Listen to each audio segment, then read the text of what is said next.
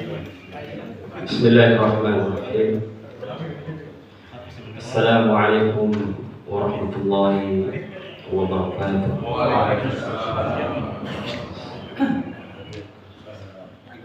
Innal hamdalillah nahmaduhu wa nasta'inuhu wa nastaghfiruh wa na'udzu billahi min shururi anfusina wa min sayyiati a'malina. Man yahdihillahu fala mudilla lahu wa man yudlil fala hadiya lahu. Wa ashhadu an la ilaha illallah wahdahu la syarika lahu wa ashhadu anna Muhammadan 'abduhu wa rasuluhu la nabiyya ba'da. Allahumma salli wa sallim wa barik wa an'im ala nabiyyina Muhammadin wa ala alihi wa ashabihi ajma'in, amma ba'd. Bapak-bapak, ibu-ibu, jamaah salat subuh yang insyaallah dimuliakan Allah Subhanahu wa taala. Alhamdulillah, subuh hari yang ke-13 di bulan Ramadan, Allah masih memberikan kepada kita limpahan nikmat-Nya sehingga pada subuh hari ini Allah masih memberikan kepada kita nikmat kehidupan, nikmat kesehatan serta nikmat keamanan sehingga kita bisa melaksanakan ibadah salat subuh secara khusyuk, secara nyaman, dan semoga Allah Subhanahu wa taala berikan keberkahannya kepada kita. Sebagaimana sabda Rasulullah sallallahu alaihi wasallam yang mendoakan umatnya keberkahan di waktu subuh. Allahumma barik ummati fi bukuriha. Ya Allah, berikanlah keberkahan kepada umatku di waktu subuh harinya. Maka subuh hari ini adalah waktu yang sangat berberkah, waktu yang semestinya kita mengisi dengan ibadah, dengan zikir, dengan tilawah Al-Quran. Kemudian kita melanjutkan dengan sholat syuruk. Maka insya Allah kita telah mengumpulkan berbagai macam keutamaan-keutamaan, apalagi kita kerjakan di bulan yang penuh dengan keberkahan ini, yaitu di bulan suci Ramadan. Jamaah sekalian, insya Allah pada sore hari ini kita akan mengangkat sebuah tema 3 pilar sumber kebahagiaan manusia. 3 pilar sumber kebahagiaan manusia. Al-Imam Ibnu Qayyim al-Jauziyah rahimahullah ta'ala menyebutkan bahwa ada 3 pilar kebahagiaan bagi seorang manusia di dunia ini. Tentu kita semua mengharapkan yang namanya kebahagiaan, jamaah sekalian. Siapapun manusia tersebut, baik orang beriman ataukah orang-orang kafir, semua mengharapkan yang namanya kebahagiaan. Namun kebahagiaan yang bagaimana yang kemudian kita inginkan? Tentu kebahagiaan yang bukan hanya kebahagiaan di dunia saja, tetapi kebahagiaan yang bisa kemudian berlanjut hingga di kehidupan kita setelah kematian, yaitu kehidupan di alam akhirat. Dan inilah merupakan kebahagiaan yang hakiki bagi seorang hamba. Yang pertama kata beliau, di antara sumber kebahagiaan tersebut adalah dia bersyukur ketika mendapatkan kenikmatan dari Allah. Ini poin yang pertama. Bersyukur ketika mendapatkan kenikmatan. Kenikmatan setiap manusia itu berbeda-beda, jemaah sekalian. Dan setiap kita akan mendapatkan kenikmatan tersebut. Apakah berupa tubuh yang sehat, memiliki harta, rumah yang kita impi-impikan, pasangan yang soleh dan soleha, anak-anak keturunan yang soleh dan soleha, kendaraan yang nyaman, ya, makanan yang bisa kita makan, ya. Semua ini merupakan bentuk kenikmatan dari Allah Subhanahu wa Ta'ala. Ya. Nah, ketika seorang manusia mendapatkan kenikmatan tersebut, maka hal pertama yang harus kita lakukan adalah mensyukuri nikmat tersebut, ya. Mensyukuri nikmat tersebut, ya. Bukan kemudian membandingkan dengan orang lain. Itu pertama jamaah sekalian. Jadi mensyukuri apa yang kita dapatkan, ya. Nah, apa bentuk syukur itu? Ya, ada 3 rukunnya jamaah sekalian. Seseorang dikatakan bersyukur, ya, ketika tercakup 3 rukun syukur ini. Ya. Kalau tidak tercakup 3 rukun ini, maka dia tidak dikatakan orang yang bersyukur. Rukun yang pertama adalah kita harus meyakini, ya, dengan hati kita bahwa semua nikmat yang Allah berikan kepada kita itu datangnya dari Allah. Ya. Bukan karena kecerdasan kita. Bukan karena kelihayan kita dalam mencari uang. Bukan karena banyaknya relasi kita. Bukan. Semua nikmat yang diberikan kepada kita, kita harus yakin bahwa semua itu datangnya dari Allah. Ya. Bukan dari siapa-siapa. Allah yang berikan kepada kita nikmat tersebut. Wa ma bikum min ni'matin fa min Allah, kata Allah. Dan apapun yang engkau dapatkan fa min Allah, datangnya dari Allah Subhanahu wa Ta'ala. Ini yang pertama kali yang harus kita yakini, ya. Allah yang berikan semua itu, ya. Jangan seperti Korun, ya. Dia mengatakan semua ini saya dapatkan karena usaha saya, ya. Karena kecerdasan saya, karena kepintaran saya, karena kemampuan saya. Bukan. Semua datangnya dari Allah Subhanahu wa Ta'ala. Kita kembalikan kepada Allah. Rukun yang pertama. Rukun yang kedua, mengucapkan dengan lisannya kalimat Alhamdulillah. Kalimat Alhamdulillah. Dan kalau mau lebih lengkap lagi, ya, yang Nabi ajarkan, ketika seorang hamba mendapatkan kenikmatan, maka dia mengucapkan kalimat Alhamdulillahilladzi bi ni'matihi tatimmus shalihat. Ini yang lengkapnya, ya. Ini versi lengkapnya. Alhamdulillahilladzi bi ni'matihi tatimmus shalihat. Segala puji bagi Allah yang dengan nikmatnya menjadi sempurna kebaikan-kebaikan kita, ya. Kalau tidak hafal ya cukup Alhamdulillah, ya. Segala puji bagi Allah Subhanahu wa Ta'ala, ya. Kemudian rukun yang ketiga apa? Menggunakan semua kenikmatan itu di jalan Allah Subhanahu wa Ta'ala, untuk ketaatan kepada Allah Subhanahu wa Ta'ala, ya. Kita punya mobil. Mobil ini dipakai kemana? Ke rumah Allah, ke tempat-tempat ibadah.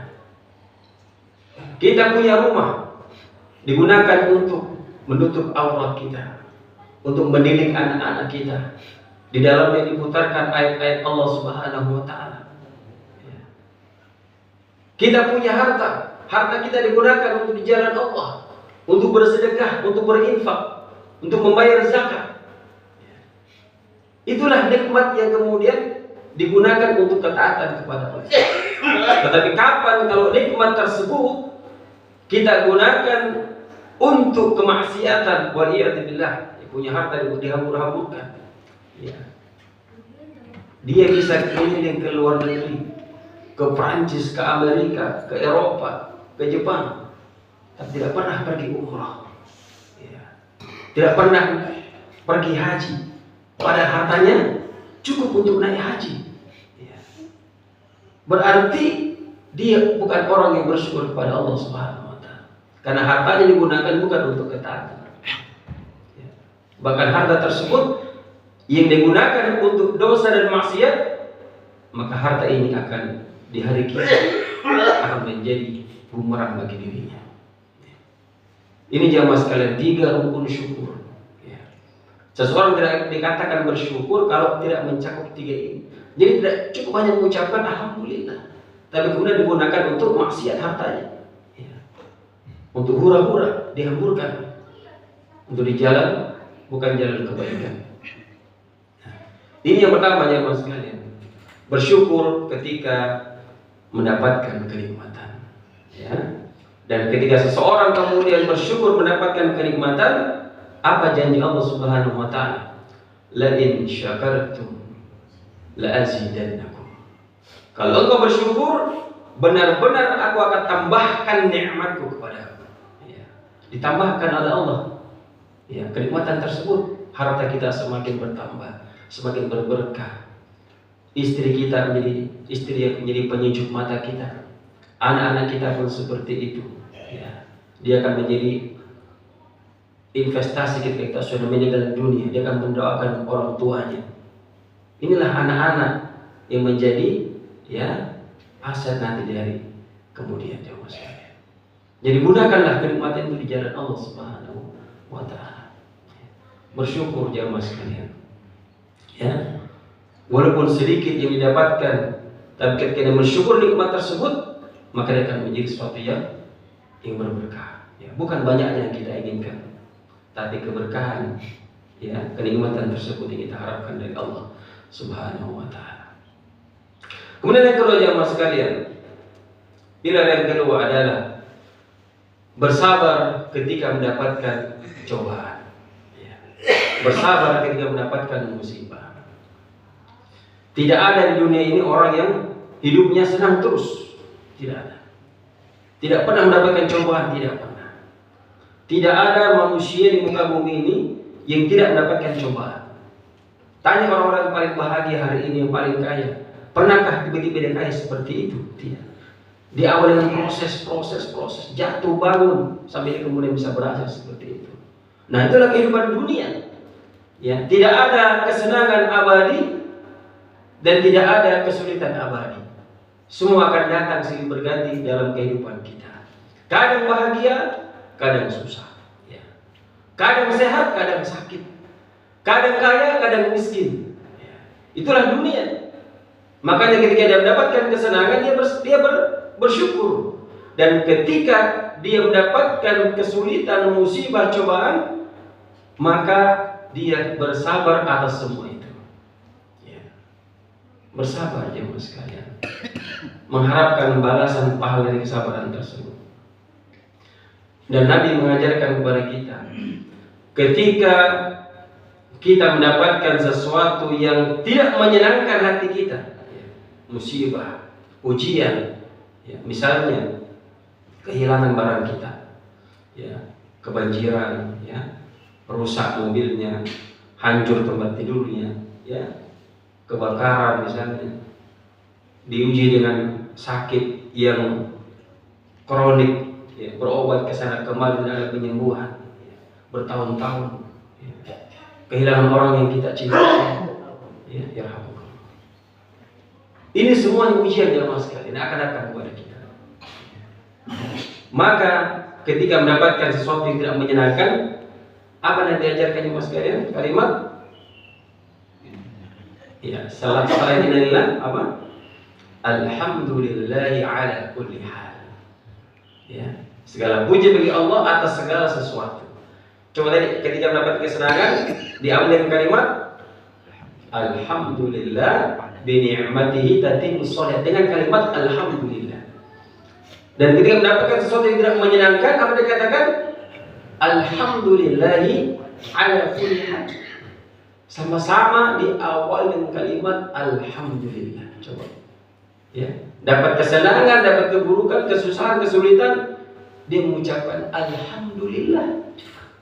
Coba ada diajarkan seperti itu. Tidak ada kalimat menggerutu, tidak ada kalimat mengeluh, tidak ada. Maka yang diucapkan alhamdulillah. Ya. Inna lillahi wa inna ilaihi raji'un. Alhamdulillahi ala kulli hal. Kenapa jemaah sekalian? Karena boleh jadi di dalam musibah itu ada kenikmatan yang Allah berikan kepada kita. Ya. Dan kita tidak tahu hikmahnya itu nanti setelah kejadian. Mungkin terjadi 1 jam kemudian.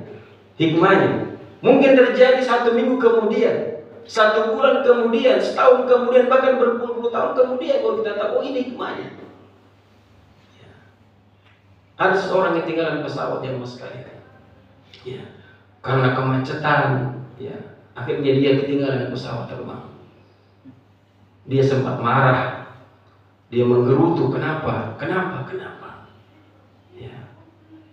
Tapi kemudian 1 jam kemudian dia mendengar kabar bahwa pesawat yang tadi dia akan naiki itu jatuh, semua meninggal dunia.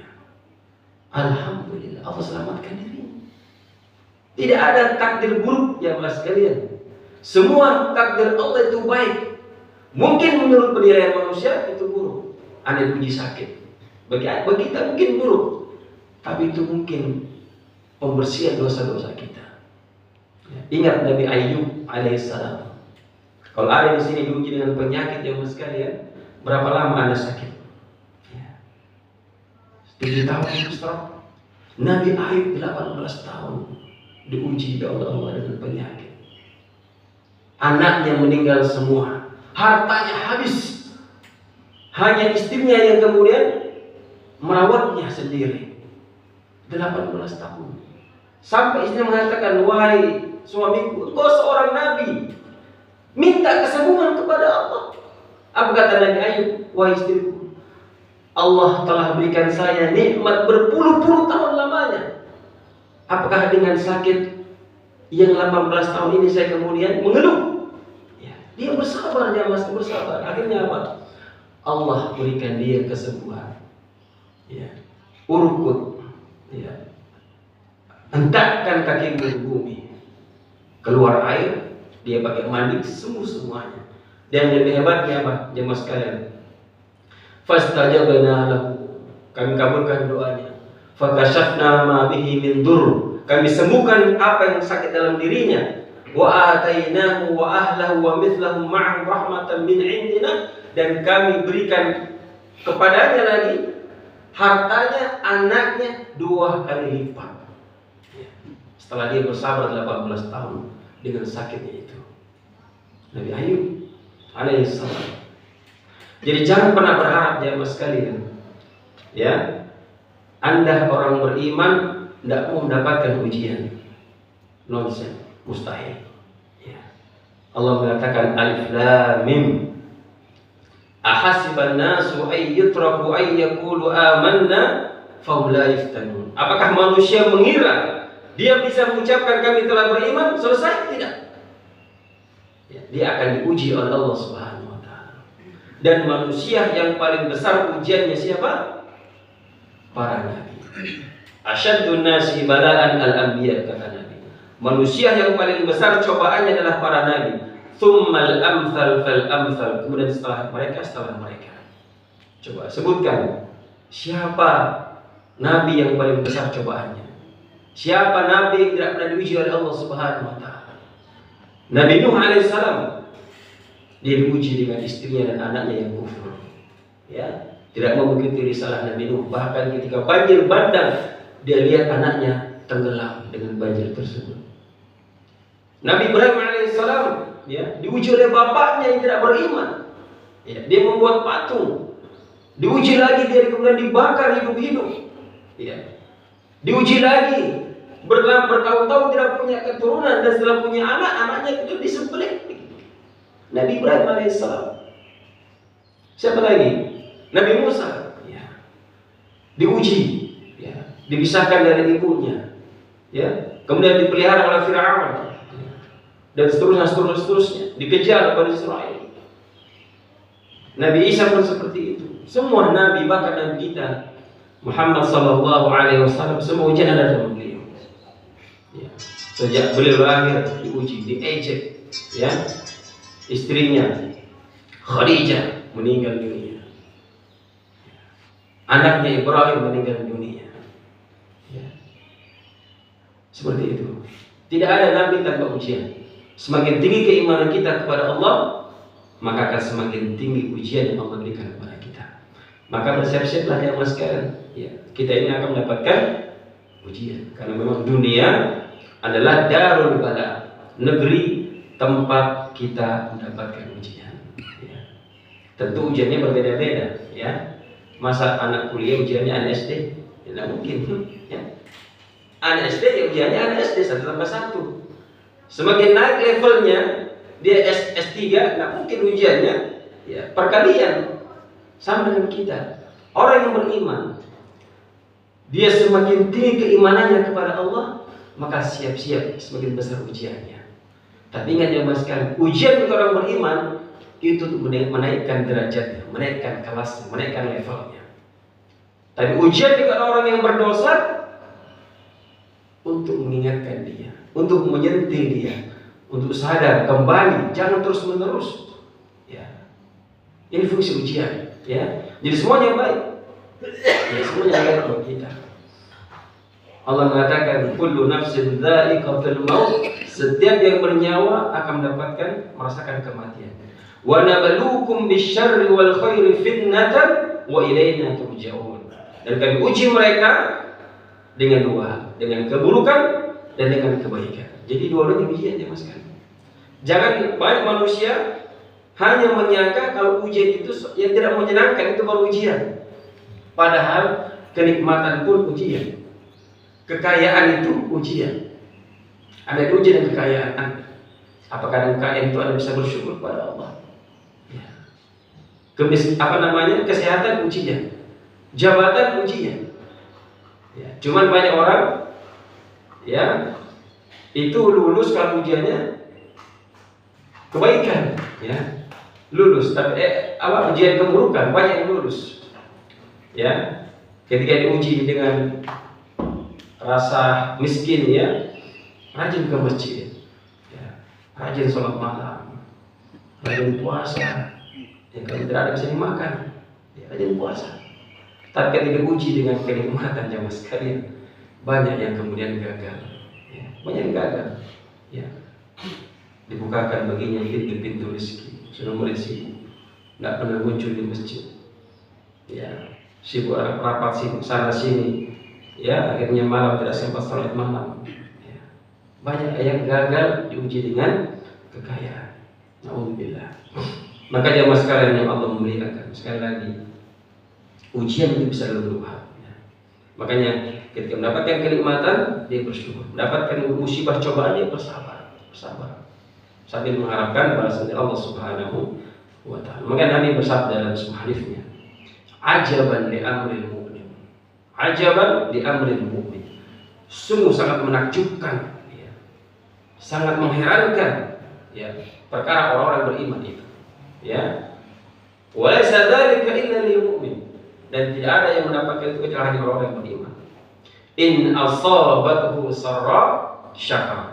Jika dia mendapatkan kesenangan, dia bersabar. Wa in asabathu dharra, dan dia mendapatkan kesulitan, dia bersabar. Maka khairul lahu, dan lebih baik bagi dirinya. Maka ini yang perlu jemaah sekalian, apa itu? Bersabar ketika mendapatkan cobaan, ya, mendapatkan musibah. Ya, bersabar. Tentu bersabar bukan berarti pasif, ya. Bersabar itu adalah bahwa ya kita menerima. Semua itu adalah takdir dari Allah Subhanahu wa ta'ala. Dan kita mengharapkan balasan atas cobaan dan musibah tersebut. Kemudian yang ketiga jamaah sekalian, ya, ketiga, bertaubat ketika terjatuh dalam dosa.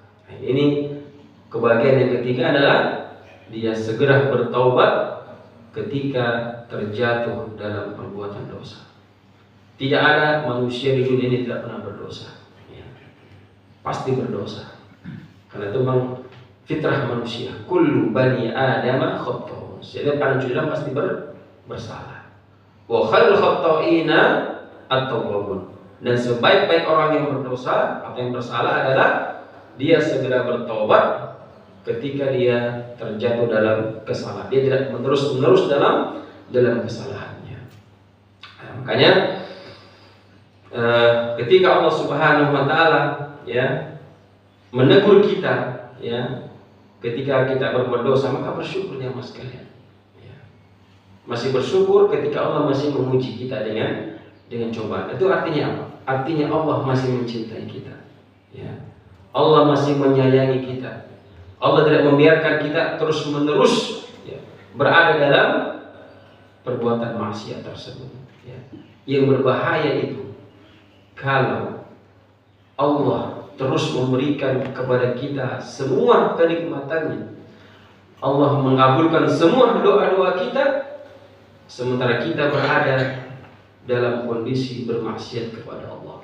Itulah yang dikatakan dengan istidraj. Ya. Nabi mengatakan, "Idza ra'aitallaha ta'ala yu'til 'abda minad dunya wa huwa muqimun 'ala ma'asihi, fadzalika al-istidraj."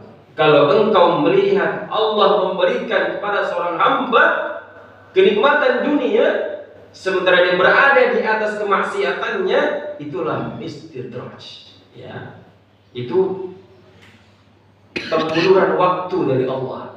Ya. Dibiarkan dia bersenang-senang ya dengan kemaksiatannya, dengan kemewahan dunianya, dan ketika telah datang waktunya Allah akan mengadab dia dengan tiba-tiba. Ini yang berbahaya, ya. Kalau kita seperti itu berbahaya, ya.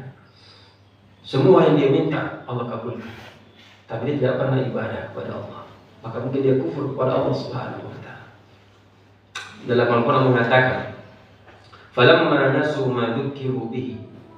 Ketika mereka melupakan peringatan-peringatan Allah, ya, diberikan peringatan, dia lupa, diberikan ujian, dia tidak sadar, diberikan cobaan, dia tidak sadar. Apa Allah katakan? "Fatahna 'alaihim abwaaba kulli syai'." Kami akan bukakan bagi mereka pintu-pintu kesenangan dunia. Ya, semua kesenangan dunia dibukakan bagi dia. Hatta idza farihu bima utu. Ketika mereka sudah bersenang-senang, berbahagia dengan harta yang dia dapatkan, akhadnahum baghtatan, kami siksa mereka dengan tiba-tiba. Fa idza hum mublisun. Maka dengan seketika mereka menjadi orang-orang yang paling menyesal. Ya. Ada sebuah cerita, ada seorang direktur ketika dia sedang inspeksi, ya, di sebuah perumahan yang dia bikin, dia naik di atas tangga lantai 3, lantai berapa, ada barang di bawah, dia lupa, dia panggil pegawainya di bawah, dia teriak-teriak, dia tidak dengar, ya. Dia teriak-teriak, dia panggil karyawannya, tidak dengar, ya. Akhirnya dia lemparkan uang koin di bawah, ya, di bawahnya.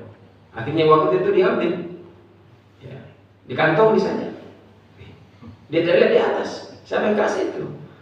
Dikasih naik uang koin tidak cukup, mungkin dikasih, barangkali uangnya kurang, dikasih uang 50.000, dilemparkan ke bawah. Dia ambil lagi di kantongnya. Saya dia melihat siapa yang kasih, kenapa bos ya? Dia ambil lagi 50 di kantongnya. Tidak lihat ke atas. Kasih lagi uang 100.000, dilempar ke bawah. Jatuh di depannya, diambil lagi. Rezeki lagi sini. Akhirnya marah pimpinannya ini, Pak. Dia ambil batu kecil, dia lempar di atas kepalanya. Dia marah.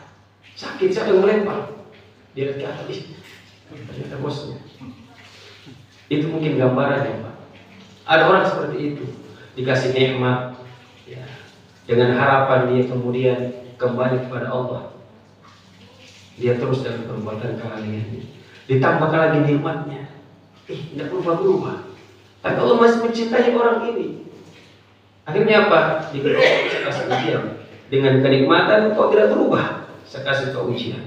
Diambil harta, ya, dicabut pangkatnya, dikasih ujian dan lain sebagainya, dikasih penyakit, baru dia bersadar, baru dia kembali kepada Allah.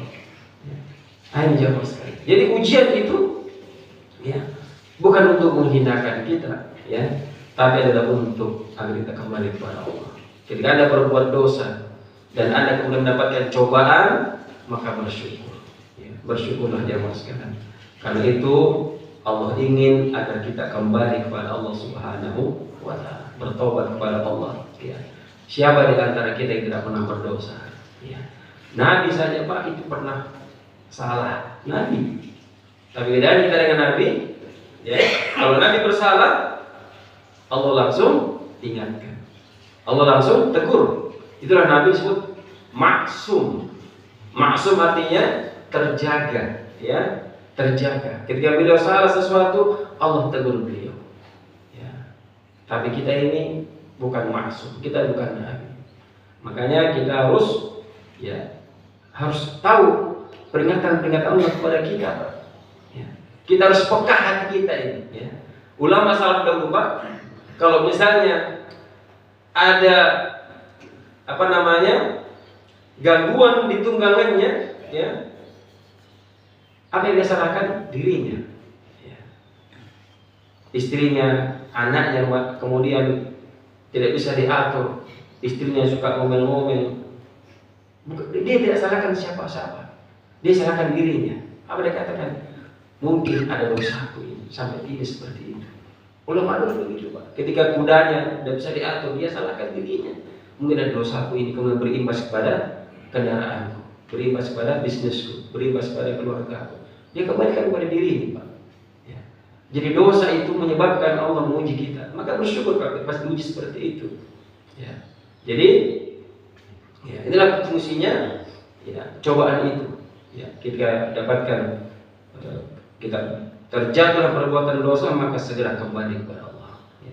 Segera bertobat kepada Allah Subhanahu wa Ta'ala, istighfar kepada Allah. Maka ketiga ini akan menjadi sumber kebahagiaan kita di dunia Pak. Ya. Saya ulangi lagi, bersyukur mendapatkan kenikmatan. Yang kedua, bersabar ketika mendapatkan musibah atau cobaan. Dan yang terakhir, bertobat kepada Allah ketika terjatuh dalam perbuatan dosa dan maksiat. Ya. Jangan pernah kita bosan untuk bertobat kepada Allah Subhanahu wa Ta'ala. Allah senantiasa membuka tangannya di siang hari untuk menerima tobatnya hamba yang berbuat maksiat di malam hari, dan Allah membuka tangannya di malam hari untuk menerima tobat seorang hamba yang bermaksiat di siang hari. Ya. Sampai hamba itu kemudian bosan dengan tobatnya itu sendiri. Maka di bulan Ramadan jamaah sekalian, maka jadikanlah momentum bulan Ramadan ini sebagai bulan untuk dihabiskan dosa-dosa kita. Ya. Ramadan dalam bahasa Arab, itu maknanya dari kata Ramadan, tanpa alif dan tanpa nun. Ramadan. Apa artinya Ramadan? Itu dibakar habis artinya. Dibakar habis. Orang-orang dahulu itu kalau datang Ramadan bukan pikirannya dia berpuasa, bukan pikirannya dia sholat malam. Pikirannya adalah inilah waktu dibersihkan dosa-dosa Ramadan. Dan di bulan inilah jamaah sekalian, Allah kemudian menghamburkan ampunannya kepada seorang hamba. Man shoma Ramadan, siapa yang berpuasa di bulan Ramadan imanan wa ihtisaban, karena iman dan mengharapkan balasan dari Allah, apa ujungnya? Ghufirallahu ma taqaddama min dhanbi, diampunkan dosa-dosanya yang lalu. Man qama Ramadan, siapa yang qiyam, man qama lailatul qadri, yang berdiri di malam lailatul qadar, apa ujung-ujungnya? Ghufirallahu ma taqaddama min dhanbi, diampunkan dosa-dosa yang telah lalu. Bahkan Nabi pernah kemudian memberikan ancaman, ketika beliau naik tangga dia mengucapkan amin, amin, amin. Sahabat berkata, ya Rasulullah, kenapa engkau mengucapkan amin 3 kali? Salah satunya adalah apa? Datang malaikat Jibril kepada aku dan dia berdoa kepada Allah. Malaikat Jibril yang berdoa, Nabi mengaminkan. Apa di antara doa malaikat Jibril? Dia mengatakan, "Ragima anfu rajulin." Celakalah seseorang. Man adraka Ramadan falam yukfar lahu. Celaka seseorang ketika datang Ramadan dan dia telah pergi meninggalkan kita, tidak diampunkan dosa-dosanya. Dan mengatakan amin. Bayangkan 30 hari Pak, tidak ada satupun dosa yang diampunkan. Maka namanya celaka.